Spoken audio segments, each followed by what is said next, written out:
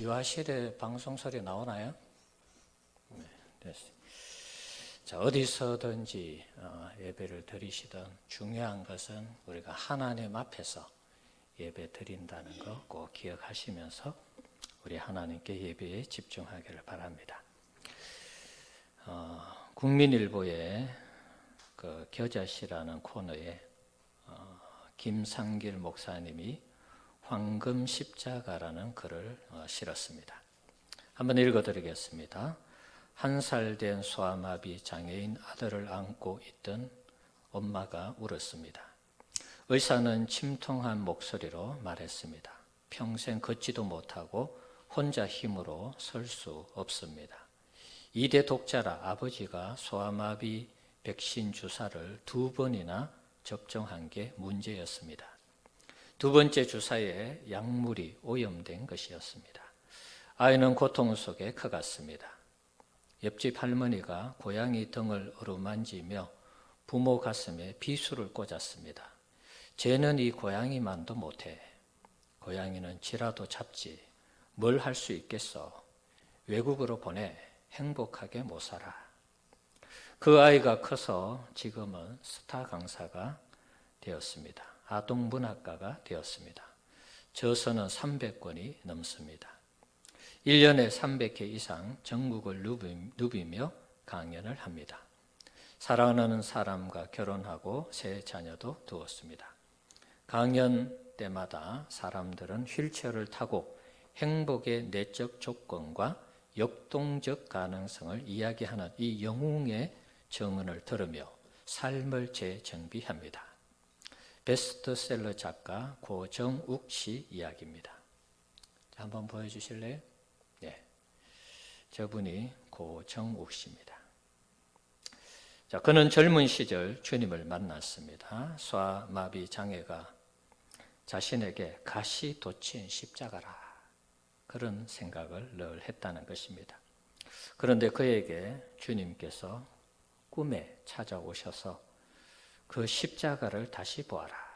자신이 생각할 때는 자신의 삶이 인생이 가시 돋친 십자가라고 생각했는데 그 생각을 가지고 있는데 주님이 꿈에 나타나셔서 너의 십자가를 다시 보라는 것입니다. 그랬을 때 그 십자가가 황금 십자가가 되었습니다. 절망했던 것들을 글로 쓰라. 황금 십자가가 될 것이다. 네, 그 하나님의 음성을 듣고 이분이 열심히 글을 써서 이렇게 훌륭한 작가가 된 것입니다. 믿음의 눈으로 삶의 무거운 십자가를 보면 축복의 블러스가 됩니다. 이 글이 김상길 목사님의 글입니다. 자, 우리 역시도 마찬가지입니다. 육신의 눈으로 보면 십자가는 절망적인 것이죠. 죽음이고 고통이니까.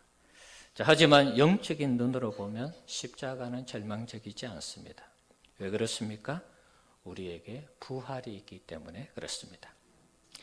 십자가로 우리 기독교가 끝났다면 우리는 오늘 이 교동문도 읽었습니다마는 가장 불쌍한 인생들이 되고 말았을 것입니다. 이 세상의 고난과 수치를 받을 대로 다 받고 십자가에서 죽었는데 죽음이 끝이다. 네, 그러면 너무나 억울하고 너무나 원통한 것입니다. 자, 그러나 우리 주님은 십자가에 달려 죽으셨지만 사흘 만에 다시 살아나심으로 우리가 받는 고난이 고난이 아니라 영광이 되고 영생이 됨을 알게 하셨습니다. 할렐루야. 네, 십자가가 그래서 우리에게 수치스러운 것이 아니라는 것입니다. 우리 기독교의 힘은 이런 것입니다. 죽은 것 같은데 살아나고 절망적인 것 같은데 소망이 넘치는 것. 이것이 기독교의 힘이고 저력인 것입니다. 무엇보다도 부활은 우리 기독교의 대표적인 그런 이미지를 형성하고 있습니다. 기독교의 상징과 같은 그런 교리라 할 수 있습니다. 부활은 당시 제자들에게 엄청난 반전의 역사를 만들어 주었습니다. 예수님을 따르던 무리들이 이제 끝났다라고 생각할 때에 예수님의 부활은 모든 것을 뒤집어 놓았습니다. 좌절과 낙심이 휩쓸어 갈 때에 예수님의 부활은 희망이 되었고 그것은 예수님 당시보다 더 놀라운 부흥을 이루는 그런 계기가 되었습니다. 예수님 말씀처럼 예수님도 하지 못한 일들을 급쟁이 제자들이 변화되면서 3,000명, 5,000명씩 회개시키는 이런 놀라운 역사가 일어났습니다. 정말 예수님이 십자가에 달리실 때는 상상조차 할 수 없었던 일들이 사도행전에 일어나고 있는 것입니다. 이 모든 것을 가능하게 했던 것이 바로 예수님의 부활이었습니다. 예수님의 부활은 성령의 강림 사건으로 이어졌고 제자들은 담대히 예수님의 복음을 전거하는 믿음의 전사자가 되었습니다. 믿음의 전사가 되었습니다. 죽인다고 해도 멈출 줄 모르는 폭주하는 기관차처럼 예수를 죽인 무리들 앞에서 예수가 하나님의 아들이고 구원자이심을 멈추지 않고 선포했습니다. 오늘 본문의 내용은 제자들이 예수님의 부활을 목격한 이후 처음으로 기적을 일으키는 사건을 소개하고 있습니다. 부활하신 예수님의 이름으로 나면서 걷지 못하는 사람을 고쳤습니다. 제자들은 예수의 이름으로 기도하거나 병 고치는 사역을 오늘 본문 이전까지는 한 번도 경험해 보지 못했습니다. 예수님의 이름을 가지고 기도한 적이 없습니다. 사도행전 3장 이전까지 말이죠. 예수님은 살아 계셨을 때에 당신의 이름으로 기도할 것을 제자들에게 가르쳐 주었습니다. 아마 그때는 긴가민가했을 것입니다. 요한복음 14장 12절에서 14절의 내용 한번 보겠습니다. 본문 한번 띄워주실래요? 자, 한번 읽어봅시다. 내가 진실로 진실로 너희에게 이르노니 나를 믿는 자는 내가 하는 일을 그도 할 것이요 또한 그보다 큰 일도 하리니 이는 내가 아버지께로 감이라. 너희가 내 이름으로 무엇을 구하든지 내가 행하리니 이는 아버지로 하여금 아들로 말미암아 영광을 받으시게 하려 함이라. 내 이름으로 무엇이든지 내게 구하면 내가 행하리라. 예수님이 돌아가시기 전에 십자가에 달리시기 전에 말씀하신 내용입니다. 내가 아버지께로 간다. 아버지께로 가니까 제자들을 두고 가니까 예수님이 제자들이 걱정이 되는 것입니다. 이 제자들을 어떻게 살아가게 할 것인가? 어떻게 나처럼 하나님의 능력을 힘입어 살아가도록 할 것인가? 고민하다가 예수님이 가르쳐 주신 것입니다. 내 이름으로 구하면 내가 시행하겠다. 내 이름으로 구하면 아버지께서 나를 통해서 영광을 받으실 거야. 그러니까 내 이름으로 무엇이든지 국한된 거 없습니다. 한계를 정하지 않았습니다. 예수님 이름으로 무엇이든지 구하면 내가 행하겠다. 이렇게 약속을 해 주었습니다. 그리고 나서 예수님이 이 약속을 하신 다음에 그 다음 구절에 보면 또 어떤 말씀이 나오느냐 하면 자, 요한복음 14장 16절에서 18절 또 읽어봅시다. 내가 아버지께 구하겠으니 그가 또 다른 보혜사를 너희에게 주사 영원토록 너희와 함께 있게 하리니 그는 진리의 영이라. 세상은 능히 그를 받지도 못하나니 이는 그를 보지도 못하고 알지도 못함이라. 그러나 너희는 그를 아나니 그는 너희와 함께 거하시며 또 너희 속에 계시겠습니다. 내가 너희를 고아와 같이 버려두지 아니하고 너희에게로 오리라. 예수님이 가시면서 불안하니까 너희들 기도해라. 내 이름으로 기도하며 모든 것을 내가 들어줄 거야. 그렇게 먼저 약속하셨고 두 번째는 보혜사 성령님을 제자들에게 보내주어서 그들과 영원히 함께 있겠다라고 약속을 했습니다. 고아처럼 내가 버려두지 않겠다. 내가 가지만은 성령이 오셔서 성령 하나님이 오셔서 너희와 함께 할 테니까 걱정하지 말라는 것입니다. 이 약속의 말씀은 어떻게 되었습니까? 사도행전 2장에 그대로 이루어졌습니다. 오순절 성령 강림의 역사가 있었죠. 그리고 오늘 본문 사도행전 3장으로 이어지면서 예수의 이름으로 제자들이 나면서 걷지 못하는 사람을 예수 이름으로 고쳐주었습니다. 사도행전 3장부터 본격적으로 예수의 이름으로 기도하면서 기적을 일으키기 시작한 것입니다. 안전뱅이 거지에게 제자들이 줄 것은 아무것도 없었습니다. 예수 이름밖에 없었습니다. 그래서 제자들을 대표하는 베드로와 요한이 예수 이름으로 기도하고 명령했을 때 안전병이가 고침을 받는 기적이 일어난 것입니다. 예수님처럼 내 이름으로 무엇이든지, 예수님 말씀처럼 내 이름으로 무엇이든지 구하면 행하시겠다고 약속한 그 약속이 사도행전 3장에서 그대로 이루어진 것입니다. 할렐루야. 주님의 말씀에 이렇게 놀라운 능력이 있는 것입니다. 주님의 이름에 놀라운 능력이 있는 거 믿으시기 바랍니다. 우리 사랑하는 성도 여러분, 우리도 부활주일을 맞이하여 잃어버린, 상실해버린 부활의 이름 예수 그리스도를 회복하는 그런 역사가 있기를 축원합니다. 무슨 소리입니까? 우리가 그동안 예수 이름으로 계속 기도를 했는데 우리가 언제 잃어버렸습니까? 상실했습니까? 뭐 그렇게 반문할지도 모르겠습니다. 그러나 여러분, 우리 자신을 한번 돌아보시기 바랍니다. 우리에게 주어진 이 부활의 이름 예수 그리스도로 우리가 어떤 믿음의 역사를 일으켰는지 우리 자신을 한번 살펴볼 필요가 있습니다. 우리에게 그리스도의 이름이 주어졌지만 이런 믿음의 역사가 일어나지 못했다는 것은 뭔가 우리에게 그리스도의 이름에 대한 확신과 믿음이 결렬돼서 그런 것이 아닌가, 그런 생각을 해보는 것입니다. 예수의 이름을 사용해서 여러분의 삶에 어떤 변화와 기적이 찾아왔습니까? 코로나19 앞에 모두가 움츠려 떨고 있는 이 상황에서 예수 이름으로 기도하여 코로나19를 물리치고 이길 수 있다는 그런 확신과 그런 믿음을 여러분 가지고 있습니까? 요즘 이 엘리야 시대를 생각해 보면서 마치 그런 시대가 아닌가, 또 그런 생각을 해봅니다. 엘리야 시대 이스라엘 백성들이 바알과 아세라를 섬겼습니다.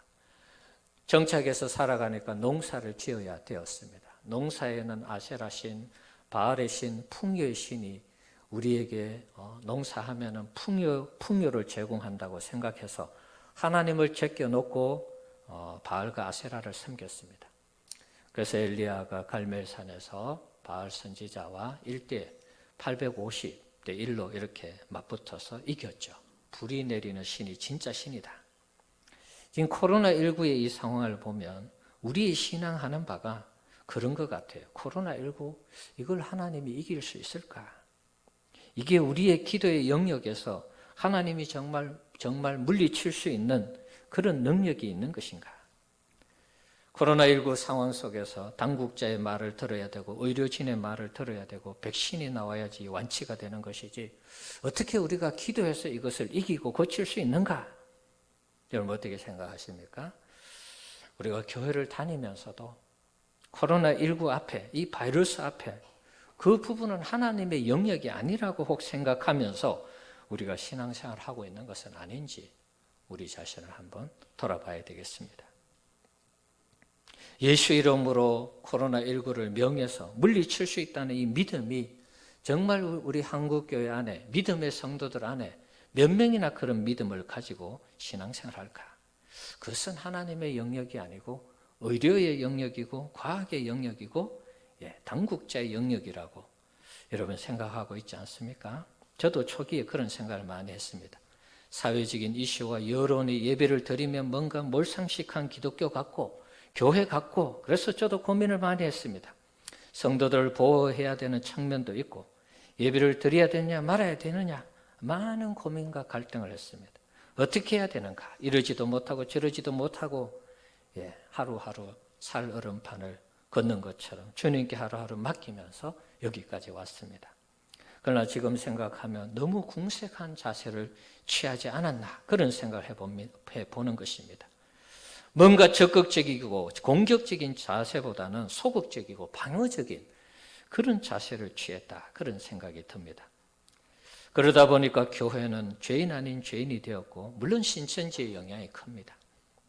세상에 뭐라고 제대로 항변도 못하고 요구하면 요거도 먹는 그런 단체가 되었고 코로나 바이러스 이 앞에서 정말 우리가 교회로 모이면 코로나 바이러스를 마치 양산하는 그런 집단처럼 이 보이는 이런 형상 속에서 우리가 어떻게 해야 될지를 몰랐습니다. 그러나 여러분 이제부터는 더 이상 우리가 수세에 몰리고 아무것도 하지 못하는 기독교와 교회의 모습을 청산해야 되겠습니다. 우리에게는 주님이 있습니다. 전능하신 하나님이 계십니다. 세상에 그 무엇과도 비교할 수 없는 전능하신 주님이 계신데 주님이 우리의 편이 되시는데 우리가 무엇 때문에 두려워하고 떠는지 우리 자신을 한번 돌아봐야 되겠습니다. 우리 주님이 세상을 통치하시고 다스리시는데 우리는 왜 그동안 걱정하고 염려하며 살았는지 지금 생각하면 또 한심하기조차까지 합니다. 로마서 11장 36절의 말씀 한번 보겠습니다. 로마서 11장 36절 말씀 같이 한번 읽어봅시다. 이는 만물이 주에게서 나오고 주로 말미암고 주에게로 돌아감이라. 그에게 영광이 세세 있을지어다. 아멘. 자, 칼빈은 이 말씀 성경 구절을 가지고 하나님의 주권에 대해서 기록을 했습니다. 칼빈주의의 최고의 핵심은 예정론이 아닙니다. 하나님의 주권 사상입니다. 모든 만물이 하나님에게서 나와서 하나님으로 말미암고 하나님에게로 돌아가는 것입니다. 모든 세상의 영역이 하나님의 손에 의해서 시작되고 통치되고 마무리되는 것입니다. 그래서 우리 기독교는 시작과 끝의 종교입니다. 알파와 오메가. 우리 기독교의 역사는 직선적인 역사관을 가지고 있다고 몇 번이나 말씀드렸습니다. 모든 것이 하나님의 손에 달려있는데 우리는 왜 그렇게 염려하고 걱정하고 불안해하면서 지금 지내고 있는 것인지. 코로나19가 뭐라고 말이죠. 정말 우리가 코로나19 때문에 죽는 그런 상황이 닥친다 해도 우리는 죽는 것이 아니라 영생을 가지고 천국에 들어가는 하나님의 백성이고 주님의 자녀인데 왜 이렇게 우리가 움츠려들어서 두려워 떨고 그러는지 우리 자신을 한번 다시 살펴봐야 되겠습니다. 가정에서 예배드리는 우리 성도님들도 마찬가지입니다. 교회에 나오면 코로나19에 감염된다고 누가 그랬습니까? 마치 교회에 모여서 예배드리는 이것이 마치 코로나19에 감염되는 듯한 그런 어떤 느낌을 자꾸 받으며 우리가 교회에 나오는 것을 주저하고 있습니다. 누구의 생각입니까? 여러분 각자의 생각입니까? 가족의 생각입니까? 아니면 여론의 생각입니까? 직장에서 주는 생각입니까? 저는 묻고 싶습니다. 이것이 과연 성경적인가? 하나님이 기뻐하는 생각인가? 우리가 다시 한 번 더 우리 자신에게 질문하면서 이 부분에 대해서 우리가 정직한 대답을 해야 되겠습니다. 코로나19 상황에서 우리가 어떻게 예배해야 하는 것이 가장 합당한 예배인지 정말 하나님 앞에 우리가 기도하면서 응답받아서 우리가 하나님 앞에 예배해야 되겠습니다. 세상의 이론이나 여론이 아니라 하나님이 원하시는 것을 찾아서 하나님께 예배하는 우리 성도님들 되시기를 축원합니다. 사랑하는 성도 여러분, 우리에게 온 세상을 임의로 주관하시는 주님이 계시다는 것 꼭 잊지 마시기 바랍니다. 그 주님은 오늘 우리 시대의 부활의 이름으로 우리에게 주어졌습니다. 예수 이름으로 구하며 모든 것을 시행하겠다고 말씀하고 있습니다. 그럼 우리는 부활절을 맞이하여서 잃어버렸던 아니면 잊어버렸던 부활의 이름 예수 그리스도를 회복해야 될 줄 믿습니다. 회복한 부활의 이름 예수 그리스도를 통해서 코로나19와 당당하게 맞서 싸워 이기는 우리 성도님들이 되시기를 바랍니다. 마가복음 16장 17절 18절 말씀 한번 읽어보겠습니다. 같이 한번 읽어봅시다. 믿는 자들에게는 이런 표적이 따르리니 곧 그들이 내 이름으로 귀신을 쫓아내며 새 방언을 말하며 뱀을 집어 올리며 무슨 독을 마실지라도 해를 받지 아니하며 병든 사람에게 손을 얹은 즉 나으리라 하시더라. 아멘. 오늘 새벽에 살펴본 말씀이죠. 여러분 이 말씀 그대로 믿으시기 바랍니다. 우리가 설령 코로나19에 감염된다 할지라도 부활의 이름 예수 그리스도의 이름으로 기도하고 선포하고 물리치면 우리 주님께서 고쳐주시는 은혜가 있을 줄 믿습니다. 우리는 코로나19의 위험과 공포를 믿을 것이 아니라 부활의 이름 예수 그리스도를 믿는 믿음의 전사가 되기를 주의 이름으로 축원합니다. 부활의 이름 예수 그리스도를 믿는 믿음의 전사가 되어야 되겠습니다. 우리는 그동안 너무 수세적인 자세를 취했습니다. 적극적인 자세를 취해야 되겠습니다. 이제부터는 적극적인 자세를 취해야 되겠습니다. 우리에게 부활의 이름 예수 그리스도가 있습니다. 뭐가 두렵습니까? 뭐가 무섭습니까, 여러분? 우리에게 부활의 이름 예수 그리스도가 있는데 부활의 주님이 계시고 그분이 보내주신 보혜사 성령이 계시고 그분의 이름으로 기도하면 무엇이든지 행하겠다고 하시는 주님의 약속이 있는데 뭘 두려워하고 뭘 무서워하는 것입니까? 우리 성도님들 믿음이 있기를 축원합니다. 믿음을 가져야 돼요. 믿음은 가만히 있다고 생기는 게 아닙니다. 믿음은 들음에서 생긴다 그랬습니다. 그래서 여러분 자주 말씀을 읽고 자주 설교를 들으셔야 돼요. 제가 이때까지 쭉 해온 한 2달 가까이 되는 이 코로나19에 대한 관계되는 설교를 여러분 다시 한번 들어보시기 바랍니다. 유튜브에도 있고 우리 교회 홈페이지에도 있습니다. 차를 타고 가실 때나 혹은 식사를 준비하실 때나 시간 나실 때 자주 한번 들어보십시오. 그 말씀을 들으면 믿음이 생기는 것입니다. 하나님의 말씀이 차단되면서 우리가 염려하고 걱정하면은 공포심에 사로잡히게 됩니다. 그러나 하나님의 말씀이 자꾸 우리에게 들려지면 그 말씀이 우리로 하여금 담대하게 하는 것입니다. 수많은 설교자들의 설교를 들으셔도 됩니다. 저의 설교만 듣지 않아도 괜찮습니다. 많은 설교자들의 설교를 들어보십시오. 마찬가지입니다. 믿음이 생기는 것입니다. 믿음을 성장시키기 위해서는 또 기도와 금식이 필요하다고 말씀드렸습니다. 믿는 자에게는 능히 하지 못할 일이 없다라고 말씀하셨습니다. 그러므로 우리가 기도하고 금식하면 믿음이 생겨서 능히 하지 못할 일도 하게 되는 놀라운 역사가 있게 될 줄 믿습니다. 그러므로 우리는 기도해야 되고 금식해야 되는 것입니다. 더 많이 기도하시고 더 많이 금식하시기를 바랍니다. 그러면 여러분의 믿음이 자라는 것입니다. 성장하는 것입니다. 말씀을 가까이 하고 기도 생활하면 내 믿음이 자라서 코로나19 앞에서도 우리가 두려워 떨지 않는 것입니다. 믿음의 대장부가 되시기를 축원합니다. 이번 주도 코로나19 확진자가 우리 지역에 생겼습니다. 어제 문자를 드리면서 그런 생각했습니다. 이번 주에도 집에서 드려도 예배를 드려도 괜찮습니다. 그런 문자를 보내려고 하다가 언제까지 집에서 예배 드릴 것인가 그런 생각이 나서 좀 조심스럽지만 함께 예배하자 이렇게 문자를 드렸습니다. 물론 개인 사정은 다 있습니다. 육체의 어떤 연약한 부분 때문에 못 오시는 분들도 다 알고 있습니다. 이런저런 사정이 있습니다. 하지만 중요한 것은 계속 집에서 예배할 수는 없습니다.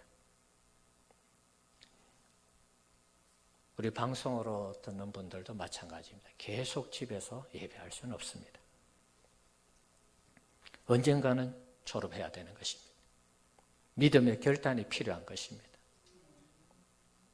우리 지역 말고는 한 50여 명 밑으로 그 숫자가 내려갔습니다. 긍정적인 신호죠. 물론 당국도 잘했습니다. 우리나라를 세계에서 극찬하고 있습니다.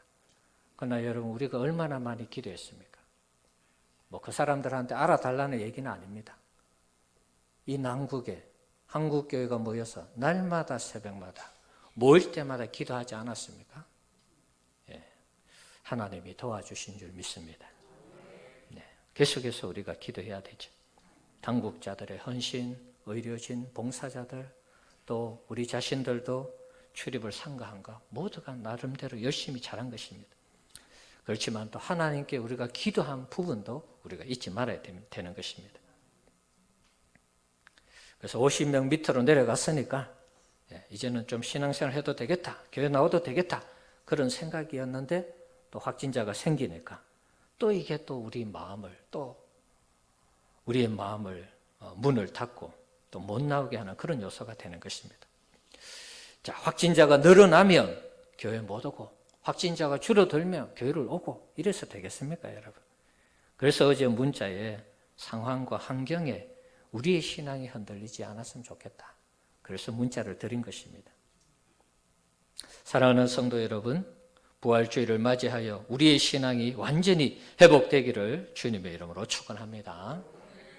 코로나19가 언제까지 갈지는 모르지만 코로나19와 상관없이 예배만큼은 우리가 회복해야 되겠습니다. 주일 오후 예배와 소그룹은 우리가 양보한다 할지라도 주일 낮 예배만큼은 우리가 함께 모여서 예배를 드려야 되겠습니다. 예수님은 십자가를 지시기 전에 제자들에게 당신의 이름으로 기도하는 것이 귀하고 중요하다는 것을 가르쳤습니다. 그리고 성령의 역사로 이것이 더 강력한 힘을 얻게 될 것을 말씀하셨습니다. 그것이 요한복음 14장의 내용입니다. 십자가 지시기 전에 예언과 같은 이 말씀은 사도행전에 와서 정말 그대로 다 성취가 되었습니다. 오늘 우리가 본 말씀 그대로 성취가 된 것입니다. 우리 성도님들 부활의 이름, 예수 그리스도의 이름을 가지고 마음껏 기도하시고 선포하시기 바랍니다. 그럼 우리 주님이 부활의 능력으로 우리가 기도하고 선포하는 일에 놀랍도록 역사해 주실 줄 믿습니다. 무시로 수시로 부활의 이름 예수 그리스도를 의지하여 선포하시고 기도하시면서 승리하는 우리 성도님들 되시기 바랍니다. 요한복음 14장에서 이 기도를 가르쳐 주신 예수님이 요한복음 16장에서도 또다시 재차 강조하고 있습니다. 예수님의 가르침은 요한복음 14장에서 시작해서 17장까지 계속해서 이게 한 묶음으로 묶여져 있는 가르침입니다. 그 중에서 또다시 14장의 기도를 말씀하셨지만 16장에 또다시 기도를 강조하셨습니다. 자, 16장 23절 24절 말씀 한 번 더 보겠습니다. 요한복음 16장 23절 24절 읽어봅시다. 그 날에는 너희가 아무것도 내게 묻지 아니하리라. 내가 진실로 너희에게 이르노니 너희가 무엇이든지 아버지께 구하는 것을 내 이름으로 주시리라. 지금까지는 너희가 내 이름으로 아무것도 구하지 아니하였으나 구하라. 그리하면 받으리니 너희 기쁨이 충만하리라. 아멘. 또다시 주님이 14장에서 얘기했지만 16장에 또다시 말씀하고 있습니다. 무엇이든지 아버지께 구하는 것을 내 이름으로 주시리라. 그러니까 구하라는 것입니다. 구하면은 받고 너희 기쁨이 충만하게 될 것이다. 받으니까 기쁨이 충만한 것이죠. 없는데 무슨 기쁨이 있겠습니까, 여러분? 주님이 재차 말씀하고 있습니다. 여러분, 부활의 이름 예수 그리스도로 구하여서 찾고 두드려서 주시고 받고 기쁨 주시는 은혜를 체험하시기를 축원합니다. 부활의 이름 예수 그리스도, 사도행전 3장에서 제자들이 처음 사용했다 그랬습니다. 이 이름을 우리가 계속해서 사용해야 되겠습니다.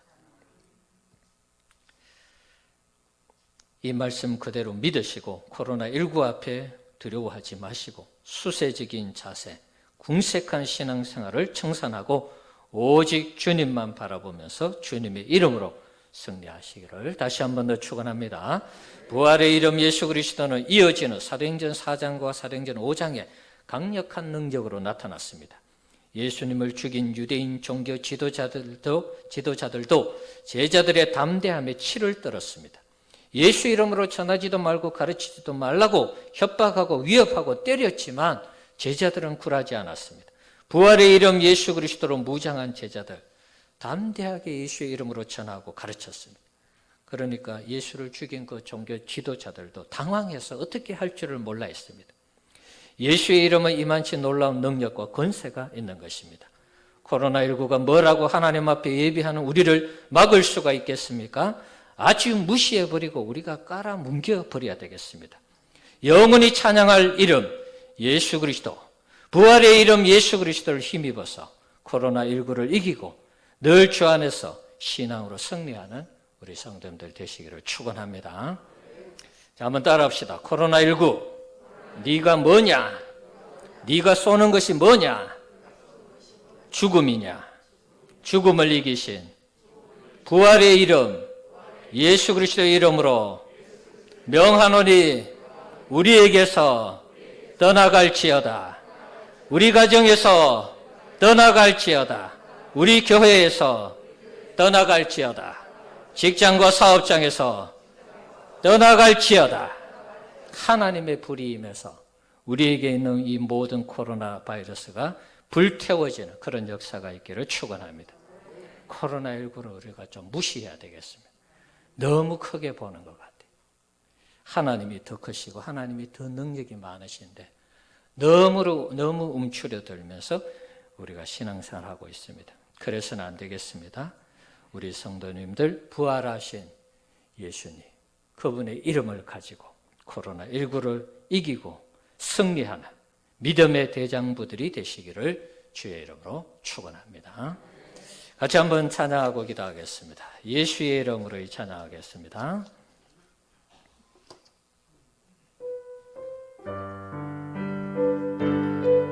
우리 오른손 들고 한번 찬양합시다. 부활의 이름 예수 그리스도를 찬양합니다. 예수의 이름으로 나는 일어서리라. 주가 주신 능력으로 나는 일어서리라. 원수가 날 향해 와도 쓰러지지 않으리. 주가 주신 능력으로 주가 주신 능력으로 주가 주신 능력으로 일어서리. 부활의 이름 예수 그리스도 다시 찬양합니다. 예수의 이름으로 나는 일어서리라.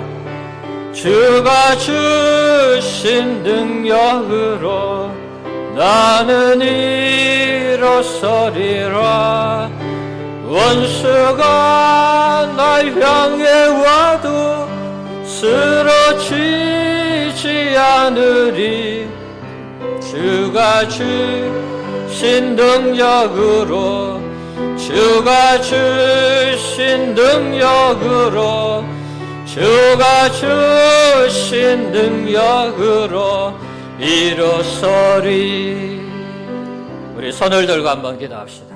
팔이 아프시면 내리셔도 되겠습니다. 부활의 이름 예수 그리스도의 이름으로 이 코로나19를 이기게 하여 주옵소서. 우리에게 예수의 이름에 능력이 있음을 믿습니다. 하나님, 우리 사랑하는 성도들에게 부활의 이름 예수 그리스도의 능력을 주셔서 코로나19도 이기고 부활주의를 통과하면서 우리 인생의 모든 회복되어야 할 일들이 회복되어지는, 가정이나 직장이나 사업장이나 우리 교회가 새롭게 되어야 할 일들에 새롭게 되게 하시는 부활의 은혜와 능력을 주시옵소서. 우리 같이 한번 주님 이름 부르고 기도합시다. 주여, 살아계신 하나님 아버지 감사합니다.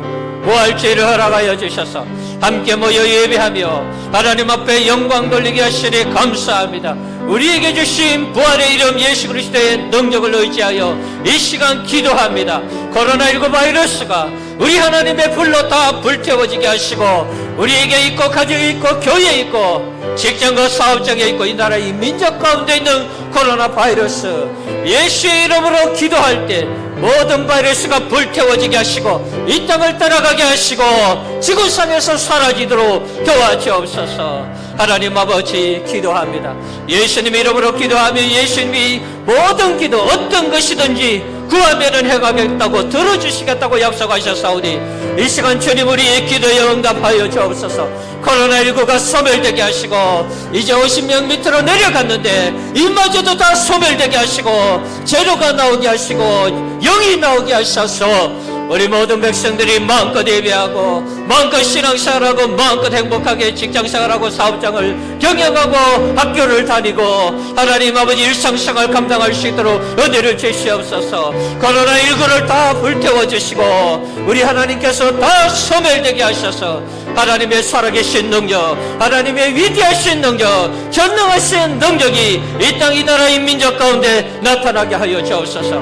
한국교회가 이 코로나19를 믿음으로 이기게 하여 주시고 마지막 이 하나님 복음의 전신갑주를 입혀주신 대한민국 한국교회가 온 세계를 구원하기에 부족함이 없게 하옵소서.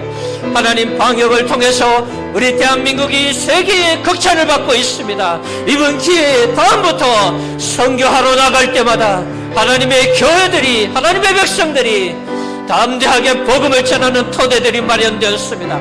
코로나19로 죽음의 공포 가운데 살아가는 지구촌 사람들에게 예수를 믿으면 영생이 있다는 것을 마음껏 선포하도록 도와주옵소서. 열심히 전도하게 하시고 열심히 선교하도록 도와주옵소서. 믿는 자들에게 따르는 표적을 주시고 하나님 아버지, 정말 귀신이 쫓겨나가고 세방언을 말하고 뱀을 집어올리고 독사의 독을 마실지라도 병든 자에게 손을 얹은 적 낫게 하는 기적의 역사를 주시옵소서. 우리 성도님들 하나님 아버지 가정마다, 하나님의 직장과 사업장마다, 우리 교회 가운데 하나님 함께하여 주셔서 이번 부활주의를 통과하면서 우리의 인생의 새로운 회복의 역사가 일어나게 하시고 신앙의 부흥의 역사가 일어나게 하시고 새롭게 하신 하나님의 은혜로 충만하게 되어서 주님을 주님에게 더 멋지게 섬기는 우리 모든 성도님들이 되도록 역사하여 주시옵소서. 부활의 이름 예수 그리스도를 힘입어 승리하는 삶이 되도록, 승리하는 신앙이 되도록 우리 모두를 축복하여 주시옵소서. 여러분의 머리 위에 손을 얹으시기 바랍니다. 부활의 이름 예수 그리스도의 이름으로 기도합니다. 우리 모든 성도님들에게 이 시간 주님이 친히 찾아와 주셔서 안수하여 주시옵소서. 부활의 권능과 능력을 주시고 우리 주님께서 함께해 주셔서 정말 코로나19 앞에 벌벌 떠는 인생이 아니라 대적하고 담대하게 부활의 이름 예수 그리스도를 사용하여 물리치고 이기는 승리하는 믿음의 사람들이 다 되게 하여 주시옵소서. 내 이름으로 기도하며 모든 것을 행하겠다고 약속하신 주님, 우리가 이 시간 기도합니다. 우리 기도대로 이루어지옵소서. 전사를 보내 우리 성도님들을 보호해 주시고 가정과 가족을 지켜주시고 직장과 사업장을 지켜주시옵소서. 성령님이 함께 하셔서 이것이 가능하도록 배후에 힘주시고 은혜 주시고 능력 허락하여 주옵소서. 우리 성도님들 가정에 부활주의를 통과하면서 회복되어야 될 일들이 있다면 다 회복되게 하여 주옵소서. 새로워져야 할 일들이 있으면 다 새롭게 되게 하여 주옵소서. 우리의 믿음과 신앙이 이기는 믿음의 대장부가 다 되도록 우리 모두를 마음껏 축복하여 주시옵소서. 예수님 이름으로 기도하옵나이다. 아멘. 찬송가 91장 찬송하겠습니다.